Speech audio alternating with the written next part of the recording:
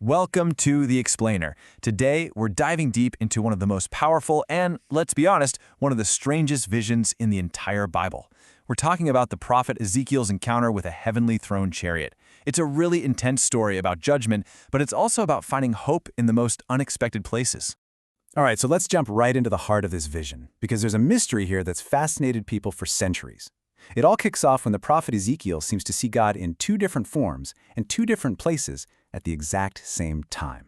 So on the one hand, Ezekiel sees this divine man sitting on a throne. This is a figure who speaks, who gives commands. But at the same time, he sees the temple completely filled with this brilliant, shining cloud, and the text calls that the glory of the Lord. So what's going on here? How can this be? Now you might think, wait, is that a mistake in the text? But no, this apparent contradiction is totally intentional. It's actually a window into this fascinating ancient mindset. You see, for ancient Israelites, the idea of God showing up in multiple forms wasn't some kind of logical problem. It was just a way of expressing all the different aspects of his power. It's a concept that scholars often call the two powers in heaven. To put it simply, for the biblical writers, both the guy on the throne and the glory cloud in the temple were, well, just Yahweh. This idea of a divine plurality inside a single Godhead is so important because it lays the theological groundwork for some really complex ideas that would pop up much later in both Jewish and Christian thought, things like the nature of the Messiah or even the Trinity. Okay, so we've got these two divine presences, but now the vision takes a really dramatic turn. One of them starts to move. And this, right here, is the absolute key to understanding this whole chapter. The glory of the Lord. This visible, brilliant presence of God that's often called the Shekinah is physically abandoning its home. It's leaving God's own temple in Jerusalem. I mean, think about that. This is a huge, monumental event. And this isn't some quick, angry exit either. It is a slow, deliberate, four-stage withdrawal. First, the glory rises up. Then it moves to the doorway. Then it boards that incredible throne chariot. And finally, it leaves the city, pausing on a nearby mountain. Every single step is heavy with meaning, showing just how final God's judgment on the city really is. So the obvious question is, why? Why is God leaving?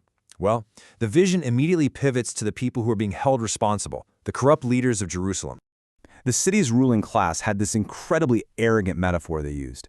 They saw the walls of Jerusalem as a big protective cooking pot, a cauldron, and they believed that they were the meat, the best cuts, tucked safely inside, protected from the fires of judgment they knew were coming.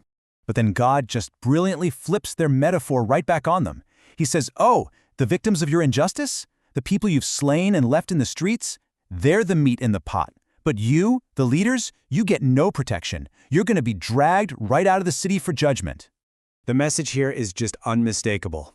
The leaders' pride, their wicked advice, their complete and total refusal to change their ways, that is the reason God's presence is leaving. Judgment isn't just coming, their own actions have made it absolutely inevitable. But the vision doesn't just end there with doom and gloom. So, if the leaders who were left behind in the so-called safety of Jerusalem are doomed, what about the people who had already been conquered and dragged off into exile in Babylon? Weren't they the ones who had really been abandoned? And here's where we get this stunning reversal. God reveals that his long-term plan isn't actually for the arrogant leaders left in Jerusalem. It's for the seemingly hopeless exiles. While the leaders are facing the sword, the exiles are given this incredible promise of return and something even greater, a new heart. This is one of the most powerful promises in the entire Old Testament. A heart of stone, it symbolizes rebellion, stubbornness, disobedience. And God promises to replace it with a heart of flesh, a spirit that's soft, alive, and actually responsive to him. For people who felt completely abandoned physically and spiritually, this was a radical message of hope. Okay, so let's zoom out for a second. This is a complex, 2,600-year-old vision. What can we take away from it? What are the big ideas that have been echoing through history ever since? Well, this vision leaves us with some really foundational ideas. First, it teaches that God's presence isn't an entitlement. It's not something you can just take for granted. It also reveals that your true spiritual status isn't about where you are physically, but about the condition of your heart. It introduces this complex view of God that will go on to shape centuries of belief. And maybe most powerfully, it shows that even in the ashes of total despair, there's a path to renewal.